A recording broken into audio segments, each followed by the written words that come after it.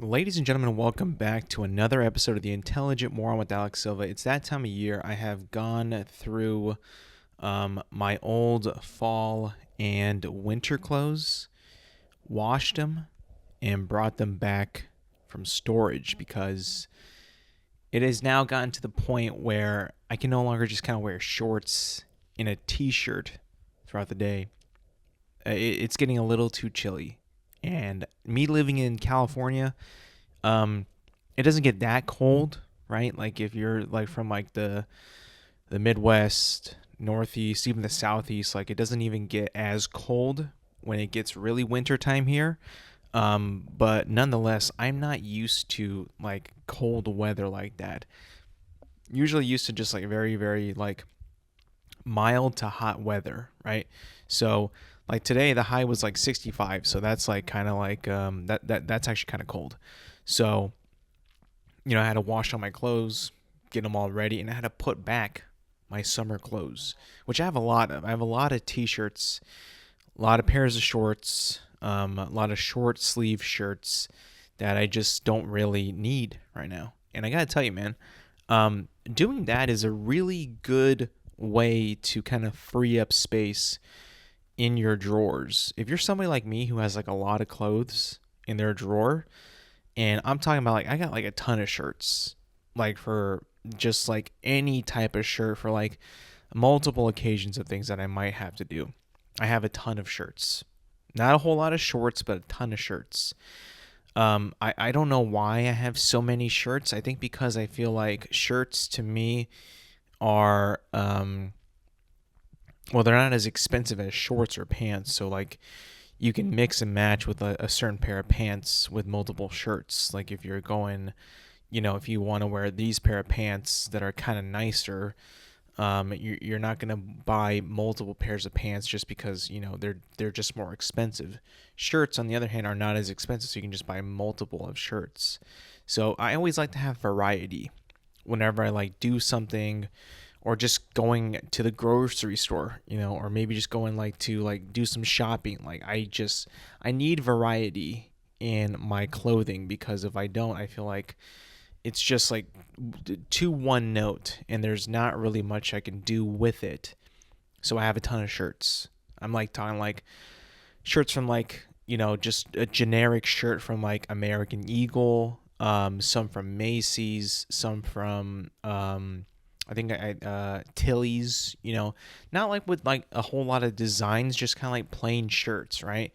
Just because like I feel like those are easier to match with. I'm a pretty simple dude when it comes to clothes that I wear. I don't really wear a whole lot of crazy um clothes that are gonna like stand out too much in a crowd. I'm pretty basic when it comes to clothing, but like having a variety of basic to me is what I kind of need, just so I don't really like repeat certain outfits multiple times a week. Because if I didn't have that many shirts, I would be repeating multiple times a week. I always give myself a little bit of a way to have variety.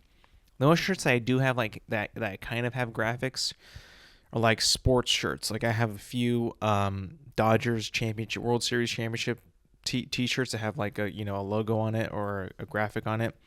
I have a few just regular Dodgers t-shirts that have graphics on there too. I got a couple Rams t-shirts that have graphics on them.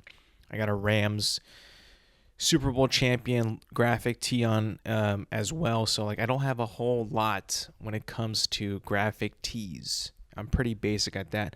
There's a lot of people out there that, especially I see, that work out at the gym, that have kind of made like this leap to a trend where especially dudes who like to wear these really baggy shirts that have like crazy graphics on them.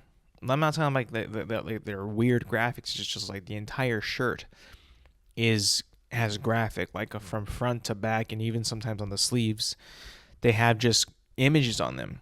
And like I'm like the old guy at the gym that just kind of shows up in shorts and like a plain Under Armour t-shirt with like nothing on it. And like I'm seeing all these dudes that just wear like these giant baggy shirts with like crazy design of like Spider-Man or like a crazy design of like Goku or something like that. And I'm like, dang, people really have changed on how they appear at the gym nowadays. You know, I'm like here to sweat and get, filthy, really, burn some calories and, get shredded. And these guys are showing up looking like this, like for what? It's like, it's almost like they're treating like, the gym as like school.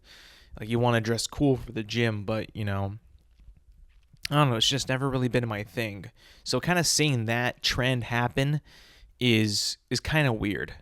I will be honest. It is something that when I first started going to the gym about 3 years ago, about almost 3 years ago, I still kind of dressed the same exact way, just like shorts and like a plain athletic tee, right? I don't really wear anything with a graphic at the gym either, so it just kind of translates from like real life in the wild to the gym. Like it's not really a leap in my appearance or my wardrobe, I guess you could say.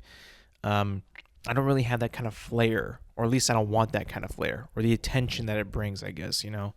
But I've seen the shirts; they're pretty cool. I mean, the designs are really cool. Like they're athletic, I guess. They have like many characters that look pretty cool. It looks kind of menacing. I can see why people might want to wear those shirts. Maybe they kind of want to resemble or generate like the power from whatever character that they have. Like I see a lot of Goku. I see a lot of superheroes. Those guys are strong, and you're trying to get strong at the gym. I understand. That kind of makes sense. Of like, yeah, where you, how you, the mood you kind of want to have for yourself when you're working out in the gym. Me, I don't really need that, man. I don't need that at all. I just come in with a t-shirt and shorts and just kind of let it rip as best as I possibly can. I always tend to, be in there for like an hour and a half nowadays, right? I've kind of switched up my workout routine where I do weights for like an hour and then like half an hour of cardio. I used to be an hour and an hour, but I kind of realized that an hour of cardio for one, it takes a lot more time. Two, I think it also kind of deteriorates the muscle mass that I'm trying to achieve.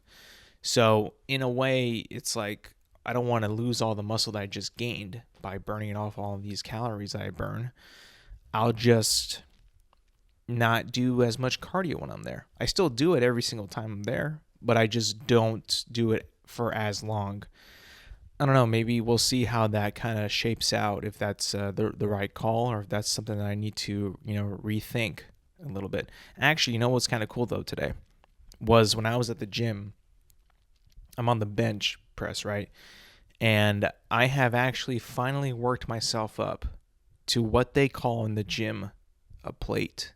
If you don't know what a plate is, it is a the weights that you put on a bench press bar.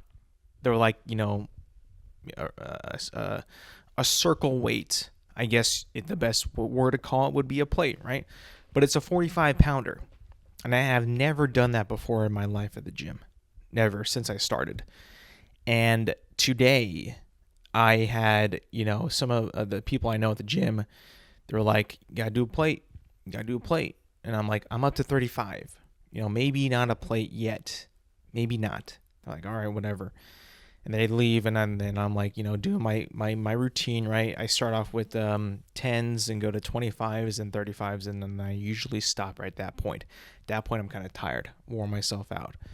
Today, they were still kind of there. They weren't like necessarily, just watching me, waiting for me to do a plate, but I was like, I was a little pressured. I will say, I was like, these guys want me to do a plate. They think I can do a plate. I mean, I haven't done it ever, so why not now? So I did it. I put on a 45 on each side of the bar. I did 3 reps of 3. It was pretty cool. Now, that might not sound like much, but you got to remember, was already working out on the bench up until 35s at that point. So I had kind of gassed myself out a little bit. But then I was like, you know what? I got to try. I'm at 35. What's 10 more pounds a grand total of 20 more pounds going to weigh? Is it really that much? You psych yourself up for it. You're kind of like, you're eyeing the bar, you're getting focused, you got the right song on, and then I just went for it. And then it went up pretty easily, I'm not going to lie. And then I started going, and I'm like, all right, I could actually achieve this. This is pretty good. By the way, no spotter either. Not saying like it's a macho man move to not have a spotter, but I tried it without a spotter. And I was like, well, if I need a spotter, I'm going to grab this guy right here. But I did it. I had no issue. It was easy. It was actually, I was actually kind of like really proud of myself that I was able to do that, because I had never done that before in my entire career at a gym. It was really, really cool to achieve that. I thought that was just awesome. There's a moment like when you do work out, like when you're at a gym, or you're at a health club, whatever it may be, when you actually achieve a goal and you kind of surprise yourself you surprise yourself in the process while you're doing it. And I actually ended up surprising myself quite a bit today. I'm not gonna lie, it was actually really, really cool to do that for the first time ever. That's like the biggest like segment of weight that you can put on the bar at my gym. So like 45, it caps out. There's nothing, I believe, with more weight than a 45-pound plate. So that to me is like an accomplishment, man. Like you can just go up from there, I guess. But I was talking to the guys after too, and I was like, where do you guys like go after like you accomplish a plate? Like, how do you like ease your way to more weight? Do you just like, start off with adding 10 pounds more and then 25? They're like, yeah, just kind of just keep doing that. I'm just like, okay, I got you guys. But it was really cool to do that. It was like something that, you think that, it's available to you. I see people do it there all the time, and I'm like thinking to myself, like, will I ever get there? Not if not now, when? And then sure enough, with enough, determination and with enough training, like I said, I've been going going up to 35 for like a while. And I had kind of plateaued at 35 for like maybe like 3 weeks now, and it's just like, when was I gonna make the journey, the take the next step, and I'm glad it was today, because it really does feel good to actually achieve that. It really feels good to be able to accomplish something that you always thought that you could do, just never did. But actually doing it, you're like, whoa, I actually feel pretty strong. And that's awesome. That's an awesome feeling, is when you can feel strong when you're working out. It's really crazy, and I never really thought that it was going to like affect me all that much, or I never really like chase it all that much. But when you do work out a lot, and when you do like I said, I work out like an hour a day, right? Like weights with an hour, and I gotta tell you, man, people were telling me before I actually really started focusing on weights and all that the pump is so cool. The pump feels great. It feels awesome. And I was like, yeah, whatever. I mean, like, it's just a feeling that you get after a workout, Same like with runner's high. Whenever you complete like a cardio, exercise, you feel great too. I like that feeling as well. But when you actually get done with weights and you got that pump, it's pretty cool. I can't lie. I mean, I feel like I'm the Hulk. I feel like I'm jacked. I feel like, oh man, like I feel really, and I look freaking strong. Like, how come I can't be just like pumped up the entire day? I'm sure that there's something I could take to make me feel that way. I don't know if it's natural or what, or if it's even safe, but like, dang, if that was like a natural thing that I could do to make myself feel and look that strong throughout the day, shoot, I would eat a ton of that. But I don't know if that's even like possible, if that's even healthy for you, or if you're like your muscles should be like that throughout the day. I'm pretty sure that they need a lot of rest, as well as, not endurance, but exertion, and then rest after. Um, but yeah, I'm just kind of happy that I was able to achieve that today. It's a really cool thing when you can actually really like push yourself and push your limits and see what you got, see what you're made of. And I was able to do that today. It was freaking awesome. I had gotten here because I'm a basic dresser, right? And because of the gym and like what people wear at the gym and what dudes are wearing at the gym is just kind of like obscene to me, kind of weird, and just like totally something like I just wouldn't wear. And I was saying that my summer clothes are pretty basic too. My winter and fall are also same, pretty basic and pretty just boring as well. I mean, it's usually just a pair of jeans. I'll wear some like cool shoes like Vans, a plain T-shirt, and like right now I'm rocking like a flannel. Like maybe like it's like a trend that I'm gonna start doing is like going back to the like the late 90s, early 2000s Doug Heffernan look, where it's just like an open collared shirt and a plain T-shirt, underneath that. It's kind of like giving the vibe of that. I don't know if that's something that I should be pursuing or if that's going to be something that looks kind of odd, but I'm going to try it out and I'm going to see. Now, I'm not as large as Doug Heffernan is, so it might not work with my body type, but I guess we can just see and give it a shot. I mean, those of you who don't know Doug Heffernan, it's Kevin James's character in the show The King of Queens. Or if you're not really familiar with that, Ray Romano's character in Everybody Loves Raymond kind of had the same style, same clothing, I guess wardrobe, you would say, on that show. Also a very older sitcom show in the late 90s, in like early to mid 2000s. Like that was like one of the main shows that I used to watch when I was younger. But yeah, that's kind of just like where I'm at right now with the whole like seasonal change of the weather, which I'm so happy for, by the way. And let me be very clear of what I mean by seasonal change, right? From summer to fall, I love, and from fall to winter, I love. And fall and winter for me, in my dictionary, in my book, are called football season, right? So I'm in like essentially football season weather. Now, don't get me wrong. I love the colder temperatures, I do. But I'm a huge sunshine guy. I really am a huge sun guy. I love the sun. Lots of people I know don't like the sun. They like it cloudy. They like it gloomy. I don't like that.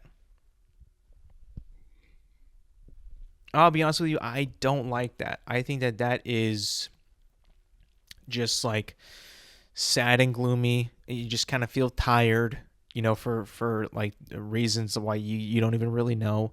You just are. And I'm like, I enjoy like a 70-degree day. Maybe a few clouds, but like not totally blocking out my sun. I like the sun still. I enjoy the sunshine.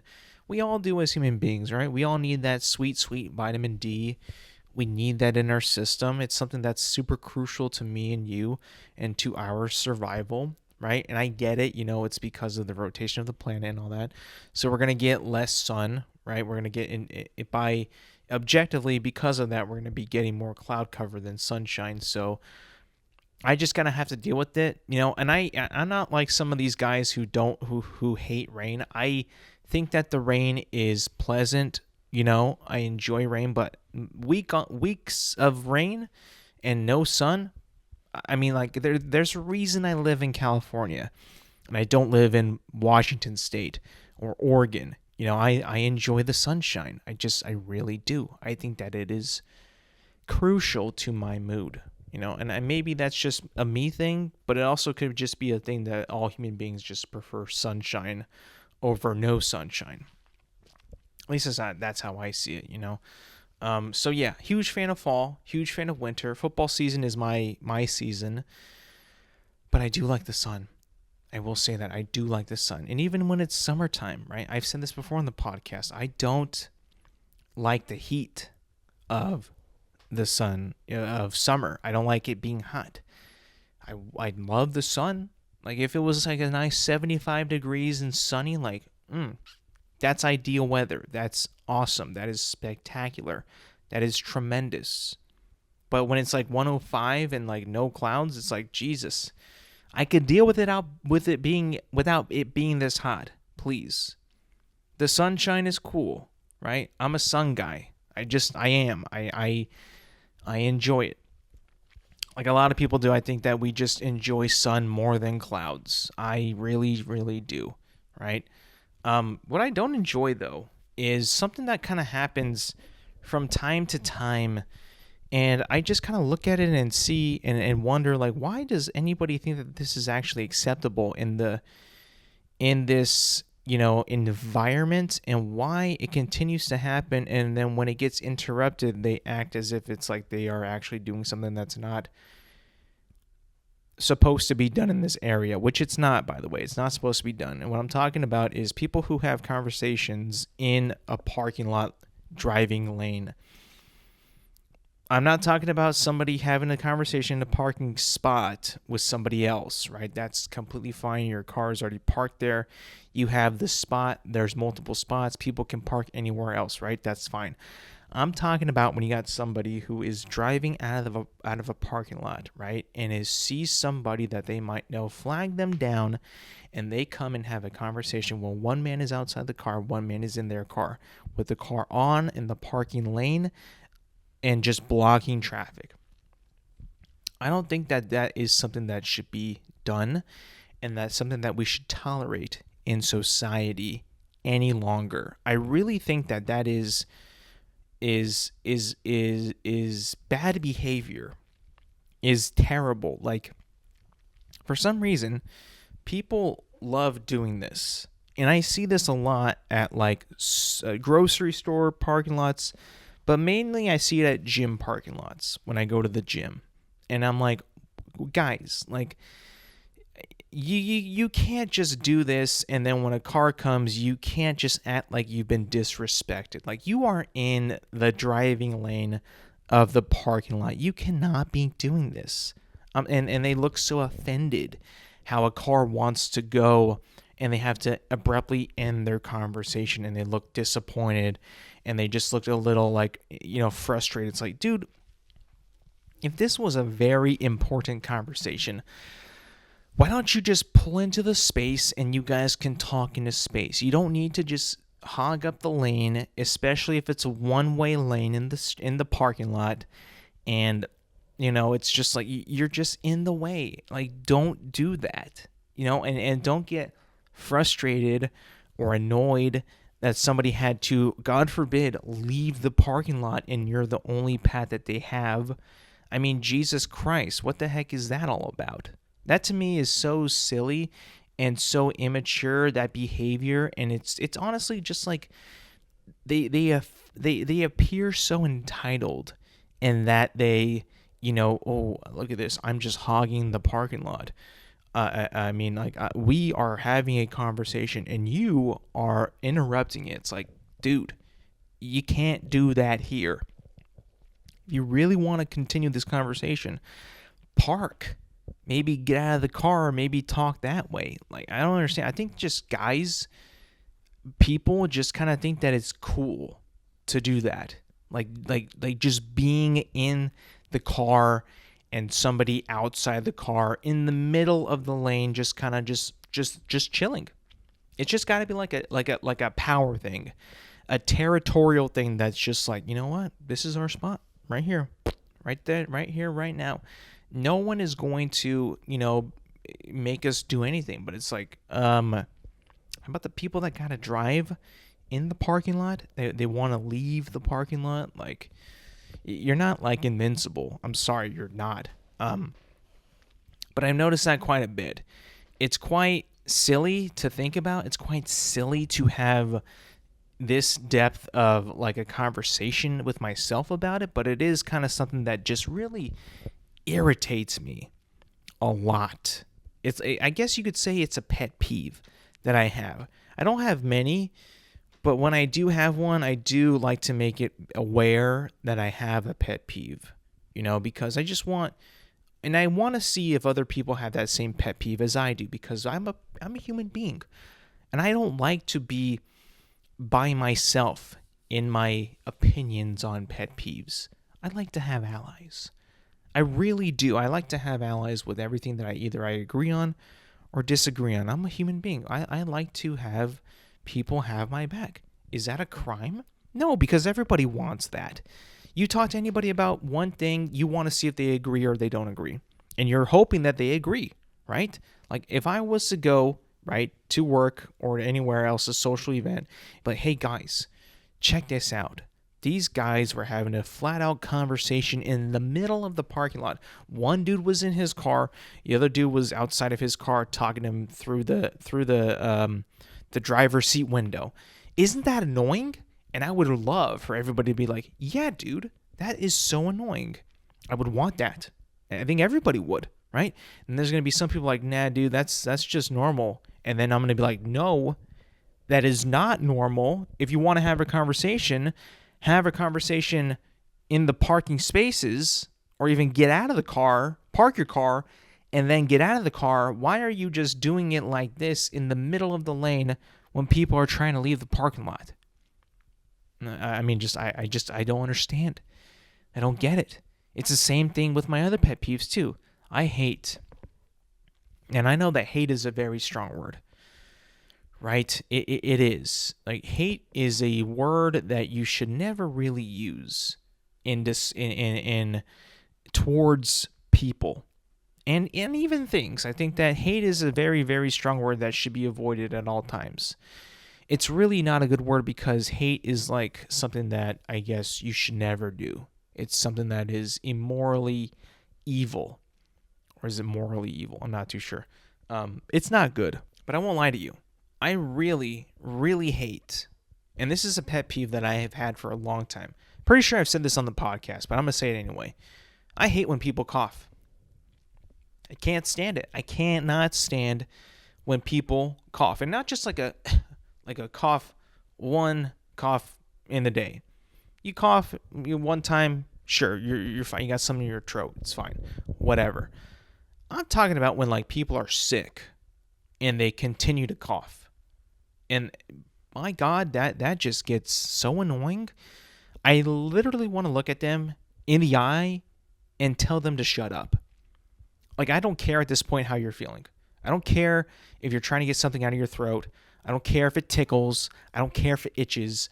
I don't care if you're getting over something. I don't care if somebody got you sick. I don't care if you're having a bad day. I want to tell you to shut up. I want to so bad. When you keep coughing and coughing and coughing, it's like an every few minute thing, and it's like loud spurts, and it's not a good sounding cough. I want to tell you to shut up. I really do. There's a level of cough that I can tolerate. I can tolerate like a dry cough, a one that's like dry, right? No resistance, just kind of like cough, regular cough, right? That's one I can kind of tolerate, right? I'll get annoyed. I will tell you that you should shut up. Please take a cough drop, take a lozenge, drink some tea, go home, get out of my face. Like I will tell you, I could tolerate that kind. A cough that sounds like you have a web of mucus in your breathing canal, in your throat. Like, I'm talking about like a really hard resisted cough. Like, you can tell something is clogging your airways. And you can tell that this is not just a little bit of phlegm. This is something that is just nestled in there, and it's like the Hoover Dam. It is blocking you from breathing clearly, and you can tell it's thick. You can tell it's thick. You can tell it's green. You know, when you're sick, when you're really sick, and you got that mucusy cough, just by coughing, you already know it's green. You already know it's like the color of, a lime. It's lime green. It might be even yellow, but it's discolored and it's disgusting. Most mucus is clear.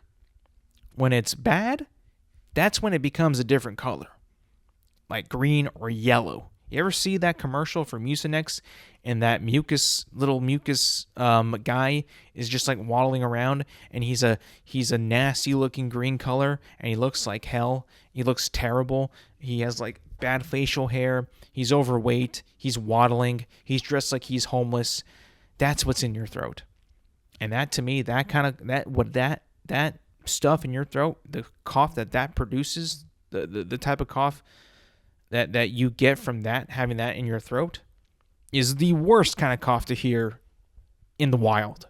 It is terrible. You literally want to look at that person and be like, you okay? Can you breathe? Are you just going to keep that in there? Like, how bad is it? How did you get to this point? How the heck are you able to breathe like this? And they keep coughing and coughing and coughing all day, every minute of the day. And that to me is just, oh my gosh, dude, that's so annoying. That to me drives me insane. Absolutely insane. When I'm near somebody that just keeps on coughing, that's one thing. When it sounds like a cough from hell, when you got just something just in there that you cannot eject out, oh my gosh, man, that is something that I just cannot put up with. Cannot put up with at all. And it's worse because we're entering the season of this. This is going to be more frequent and happening more often. So like for me, I'm like, good Lord, give me the strength to get through this. I do not want to be in the season and not being able to get through this at all. Like, this is something that I need to make sure that I am willing and strong enough to brave, to keep my cool, and to not be like, shut up. You know, there's sometimes when I hear people, they are coughing ad nauseum, and I literally want to tell them to just be quiet. Like, go home, do something. This I cannot take any longer, but I can't because that'll be rude. Oh man, I mean, like the season is coming. Like I have said, I have already gotten my warmer clothes out, so you know it's coming. All I say is take care of yourself, take care of your body. This is when exactly the point in the year where I'm like, you need sun because the sun actually helps out your body, strengthens your immune system with that vitamin D that we all desperately need, right? That is something that we could all use on a daily dose. So like the fact that the sun will be not as prominent in these later months as they continue, like we're going to be getting a little sicky wicky more often, and that's going to lead to more coughing and more nasty coughing on the way. So hey, just kind of be aware of that, be prepared. I mean, I mentally am preparing myself to be annoyed by all these coughing people, and just kind of making sure that, hey, breathe in, breathe out. It's only for a few months, right? Just got to get over it. If you haven't done it yet, take your flu shot. Go get it. I know it hurts. I'm not a big fan of shots or pain for that matter, but hey, that thing works really well. In fact, I actually gotta go get mine pretty soon. Hadn't gotten it yet because a couple weeks ago I actually was sick, so I thought I should probably hold off until I'm fully out of this virus. So whatever I had is now gone. So now I'm gonna go get a flu shot, like maybe this week or next week. You know, who knows? But I'm gonna get it soon. That way, hopefully, if I ever do end up getting sick in flu season, it won't be as bad. You know. Moving on to some entertainment, news. Well, maybe not really news, but just an opinion and a review. I should say. Peacemaker season 2 has concluded. All 8 episodes are now out. You can watch them on HBO Max all at once if you like. Binge watch it, spread it out, whatever. Now, I'm actually kind of surprised at myself because I actually kept up with this show pretty frequently, or pretty, up to date. I would watch it like pretty much every week. Maybe fell behind once or twice, but like was never spoiled. Really was able to be consistent with it and actually completed it within the week of its, finale. So, good job on me, pat on the back, pat on the shoulder. I actually, me being who I am when it comes to television and really slacking off with television, I'm actually surprised at myself, and I was able to do this and be very consistent with it. Now to the review. Now, Peacemaker, Season 2. How does it compare to Season 1? Well, you have to remember, Season 1 was taking place in the DCEU. Season 2 takes place in the DCU, meaning DCEU first season was when Henry Cavill was Superman. Season 2 was when now the new Superman is Superman. David Cornsweet is the new Superman. And that, to me, if you are not on board with the new Superman, the new DCU, the new everything of the new DC, you're probably not going to enjoy this season because it is fully in that world of the DCU. Meaning everything that happened before sort of feels like it was, sort of feels a little retconned into this new season. Not everything, but certain things definitely were retconned from season 1 to season 2. So that there is that. There is a slight shift in the tone and the feel from that first season to this season. Not necessarily with characters, sometimes with characters, but mainly with plot. So, plot in the previous season, totally different universe back then, to the plot in this season. If you have seen Superman, the new one that came out in the summer, it is a direct sequel to the events that were happening from that movie into now the season 2 of Peacemaker.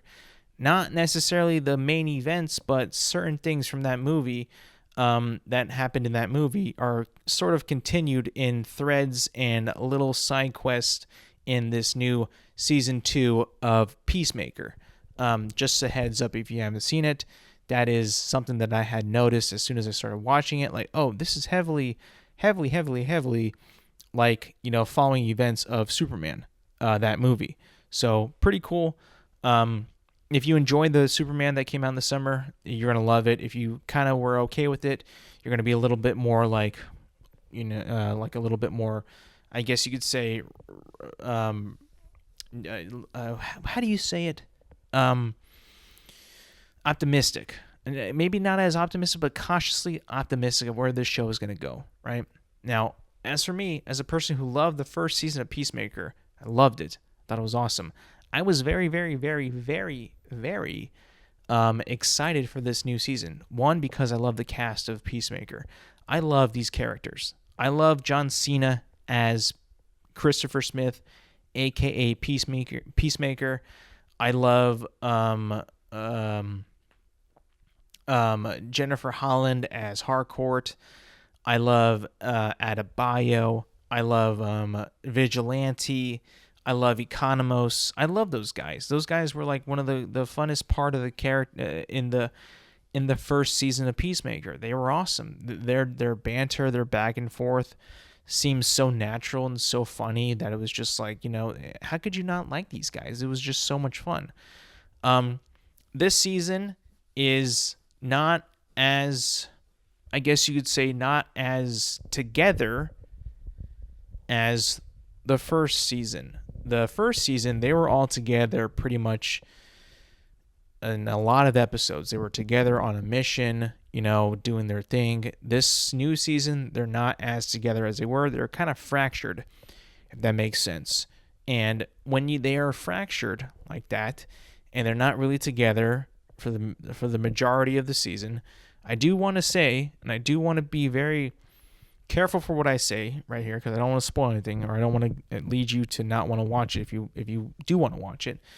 Some of that charm is lost when they are not together. I think part of the thing is, one of the things that makes James Gunn's stuff very strong in both his movies and his TV shows is that his characters, his projects are very ensemble based and ensemble driven casts that move the plot along very, very enjoyably. In this one, they're not all together all the time. They're kind of separated more often, so it kind of leads to a little bit more of a drag to me in these episodes. They don't really seem as well-rounded. They seem a little like they're missing something. there's times where it just kind of feels like there's just not really a whole lot happening. And when you're watching it, when you're seeing it happen, you're just thinking to yourself, like, I mean, like, I just, it doesn't really have like the best flow. And episodes don't really, seem like they are written with story in mind, if that makes any sense. Seems like they're just kind of writing and trying to make it as funny as possible with who is going to be in that episode. And, the screen time of these characters in that episode, like, how could they make it pop as much as it possibly can, knowing who's going to be in the episode and who's really not going to be in the episode. Like I said, there's a lot of times in this new season where the main cast are just not together.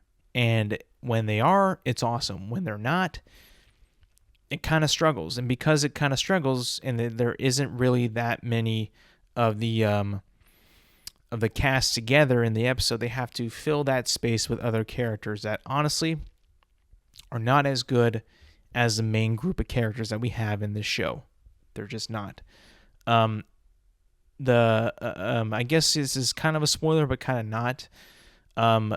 Rick Flag Sr., played by Frank Grillo in the Superman movie, is a big character in this show, and him, being involved in the way that he is, from being in Superman now into this, is pretty much, part one and then part two. Like, his like mission and his goals are like continuing from the movie to the show, and it makes sense. It's just that it's like, it seems like that whole arc of his character and what he's doing in there is one, important, and it should feel more important, but it doesn't really feel like it's like something that, you actually care about when it comes to the show Peacemaker. It's like they're almost kind of trying to make it like, they're trying to make it a bigger show than it needed to be in terms of the scale of the universe, right? The DCU that they're still establishing.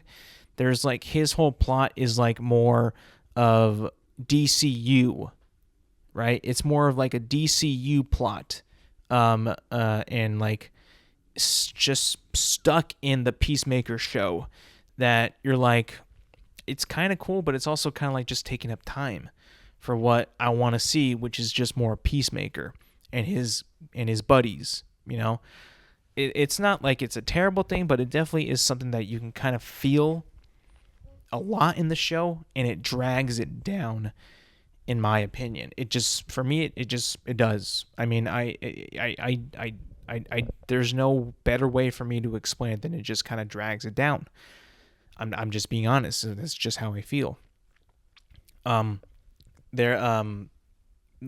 cameos. There's cameos that are in this show, in this season, that are from the Superman movie. I won't say who exactly, but there are cameos that are in Peacemaker that I was like, huh, they're in the show too? Okay.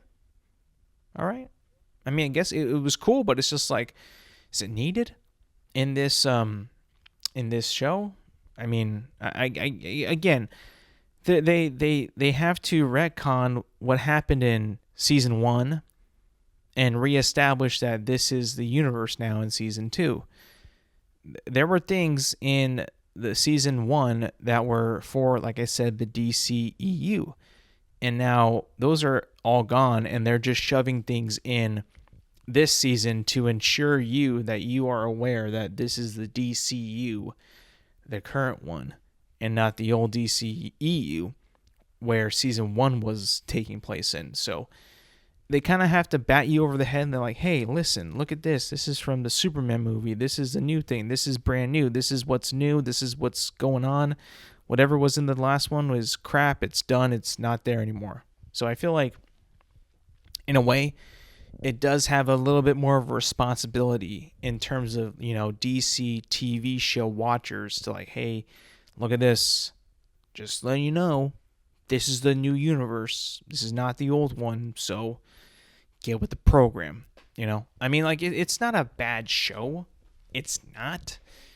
It just, to me, kind of fell in a little bit of the Superman qualms that I had, where they needed to build up a universe in one movie, and in this show they had to continue building the universe in the show about Peacemaker. Now, of course, it takes the show is factually, objectively longer than the Superman movie, so it doesn't really feel like they're cramming so much in there. It's just like they do have the plot points of the greater DCU that are in the show and alongside of the Peacemaker story, which is like I said, it's in there. There's a lot in there of that plot.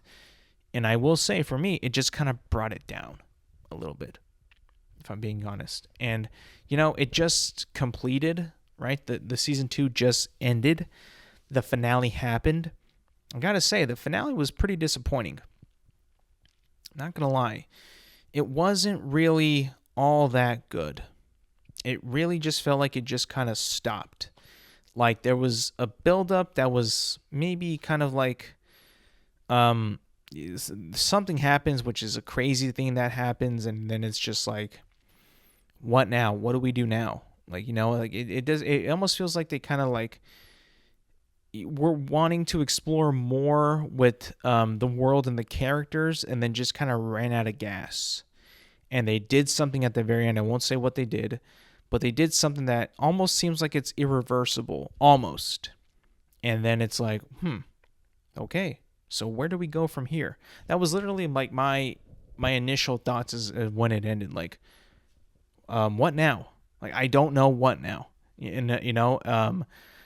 That's just how I felt. I mean, there's no way to explain it. There's no other way for me to, kind of like, describe it. Just like, now I'm just like, whoa, what now? Like, I would love to know what happens next. But I don't know if there's going to be a season 3. I don't know if it's going to continue or what. Like, I don't know. I just have no idea. So ultimately, a decent season of television. One of my biggest praises in this show is, and I love that they did this. I love it because it was just so funny. Such a funny addition to the show. Adding Tim Meadows into the show was awesome. It was incredible. I mean, I love Tim Meadows so much, and his character Flurry in this show, his name is Flurry, like McFlurry but without the Mick. Flurry in this show was just so freaking funny, dude. Like, I'm not even kidding you. I love Tim Meadows so much. Him being in this was like a big selling point to me. Like, oh my God, I cannot wait to watch Peacemaker season 2 because of Tim Meadows. And Tim Meadows being in like the first couple episodes when they introduce him, like, oh my God, here's my boy. I cannot wait. And dude, he's so funny in this show. Oh my gosh, dude. I mean, incredible. Comedy genius. Thank you so much. But overall, like, it was a decent season. A step down, in my opinion, from season 1. Season 1 was incredible for me. I would probably go like a 7.3 for this season. It's okay. It's not the best, but it's cool. There's some pretty cool things about Peacemaker's past that you discover. There's some pretty cool, universe building things that carry over from Superman. It's just, I feel like that they kind of lost a little bit of the Peacemaker story in there with the overall arcing things that are happening in the DCU. I feel like it just got sidetracked on that for a little too much more than I would like. So a 7.3 out of 10 is where I stand with Peacemaker season 2. All right, so now we're moving on to a little more entertainment, sticking with entertainment and going to video games. Battlefield 6 is now out. I have it. I love it so much. I love this game like I haven't loved a multiplayer shooter in a long time. Like, probably since like Modern Warfare 2019, I love this game so much. It is so fun. It is so cool. It is so well made, in my opinion. I'm talking about like graphics, gameplay, gunplay, audio. Maps are freaking sick. Progression is good right now. Campaign I'm loving. I'm about 3 missions in. I saw IGN's review. They gave it a 5 out of 10. And I was like, what? I'm playing it and I'm like, this is freaking sick. What are you guys talking about over there? But Battlefield 6 right now is just kind of crushing it right now. If you look on like social media and YouTube at what people are saying about this game, everyone's really enjoying it. Like a lot. Like people are just having fun with Battlefield 6 right now. And like I step into games, right, with my boys or by myself, and I just feel like the intensity of this game is so heavy, and the just like the all-out warfare that this game brings to you in a gaming experience is just incredible to me. I love this game so much, and it makes me even happier because I did the unthinkable. I bought this game physically on a disc. I bought it at a store and I have it in my hands. I did that for $69.99. And let me tell you this. That felt so good to me to actually go to the store and buy a game, put it in my system, download what I needed to download, and then play it. It was awesome, dude. Awesome. It was like classic gaming all over again. It was just beautiful. I loved every second of that. It was something that I was like, I never thought that I would be back at this point, but I did. And I was like, yes, this is how gaming should be. This is it. This is the apex. This is everything. This is how it's supposed to be.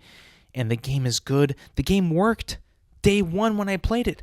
I got home from work. I'm like, I got done working. I went to go work out. And I'm like, you know what? It's Battlefield 6 time, baby. Put that in. Downloaded what I needed to download. Ate dinner. Hopped on the game with the boys. Played it for a good 2.5 hours. It worked. The entire thing worked. No issues, no server crashes, no glitches, no big bugs that I've noticed. No issues with getting into games or lobbies taking forever. It just worked. It was incredible. I could not believe it. It's like I was playing a game from the 2010s. It just worked. It's awesome. I love it. I love it so much. The one thing I will say that I don't like is if we're getting a lot of people that don't know how to play Battlefield. We're getting a lot of people that are playing this game that do not know how to play Battlefield at all. Some of the teammates that I've gotten on times when I'm not with my boys are really, really bad teammates. Like I'm talking like really bad. They don't know what to do. They don't revive. They don't push. They don't play the objective. They're just running around, killing people, which is cool. That's what you do. But you also got to play the objective. I mean, when I need to be revived, revive me. I have always told people, I've told my guys this, I told my friends, and I told people who are coming into Battlefield, like, if you know how to play the game, if you know how, your KD will always, always, always be good. The trick is to not respawn. Because somebody on your team, or somebody in your squad, or on your entire team is going to be a medic, and they're going to get you up. Do not, as soon as you die, hold the button to respawn. Do not do that. Like that is another pet peeve that I have with people that are transitioning from Call of Duty to Battlefield, or from Apex to Battlefield, or Fortnite to Battlefield. Like, you need to hold on for dear life. Do not go into that. Do not go into that good night. Just hold on. Someone will get you, and then you won't die. it is one of the most rewarding and cool moments in Battlefield is when you die, when you get shot and you're down, and someone comes and revives you and gets you back up and supplies you with ammo and gear, and you come back and you're like, hell yeah, let's freaking go get them, boys. Like that is the experience of Battlefield that you should always strive to get. The only way that you can do that is if you hang on and let them revive you. And it's better for you, it's better for your squad, better for your team, and gives you a better chance to win that match. Like I'm telling you. The one thing that I hate about this game is some of the dummies that are playing it that don't know how to play it. And it infuriates me when they don't know what to do, or they don't use the equipment right, or they don't want to push up with the armor, or they don't want to use the aircraft, or don't want to do anything except just sit back and snipe. It's like, you guys need to understand that the way that this game works is if you all cooperate and play the objective. If you just play the objective, do your part, help out the team, you will have a peak, enjoyable Battlefield experience that is honestly unmatched from any other game out there. It just is. It's unmatched. When you get a good Battlefield game with a good Battlefield team, and it's a tug of war, whether it's Conquest or my favorite mode, Breakthrough, and you guys are just going back and forth, getting on the point, being thrown off, throwing yourselves back on. It's just awesome. It's incredible. Like once you have those moments and those experiences, you will understand the absolute hype and love that the Battlefield community has for this game. It's awesome. When it's played right, it's some of the better gaming experiences that you can have in this day and age of gaming. And this is just a tip, the beginning. This game just came out 5 days ago. It is so fresh, and it's killing it. Everybody's playing this game. Everybody's playing it. And people, for the majority, are loving it. So, hey, just kind of adapt. Keep the community strong. If you're coming in as a Call of Duty player, just adapt. You can't just do Call of Duty things in this game. You can't. That's not how you succeed. That's not how you win. Right? Your objective is to play the game. And I'm telling you this. I know you're all about KD, Call of Duty guys. These COD guys are all about the KD. If you just stay alive, you hold in there for the medic, your KD will improve. Because Battlefield can be very punishing. It can be a very, very punishing game. If you're not good enough, if your aim isn't true, you're going to get killed pretty quickly. Once you get better, once your aim gets better, you start to kill people. You know how to use the classes more: assault, engineer, support, and recon. Right? Once you hone in those skills, hone in on those classes, and then you don't respawn. Only when you need to. If there's no medics around and the point's moved, right, then you respawn. But if there's boys around you that can revive you, you let them revive you. I'm telling you, you'll just have a better experience. I guarantee it.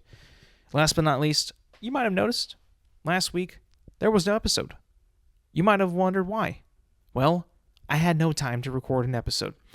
I went to Game 3 of the NLDS in Los Angeles, between the Los Angeles Dodgers and the Philadelphia Phillies. So, my fault. I didn't have the time, couldn't make the time to record an episode last week.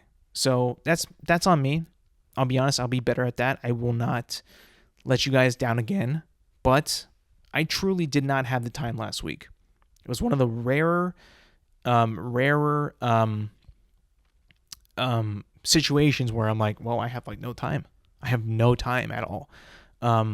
So I apologize for that. I hope you stick around, please. It'd mean the world to me. But it's not like I was just not feeling it. I literally was not home to do it. So where was I? I was in Los Angeles watching NLDS Game 3. Now, we had lost that game, which sucked. Me going there, I was hyped up. I was like, can we get a sweep? Can we sweep them here? Can we move on to face whoever we're going to face next? We didn't. We lost. 8-3. 8-1. No, 8-1. Yeah. 8-2, actually. 8-2. Bad game. Terrible game, right? We ended up winning the series, though. We beat the Phillies, moved on, took care of business. Today is Thursday. Game 3 will be played today in Los Angeles, but I cannot go out of this podcast and not touch up on my Dodgers and how we are doing in the NLCS. We are playing so much better.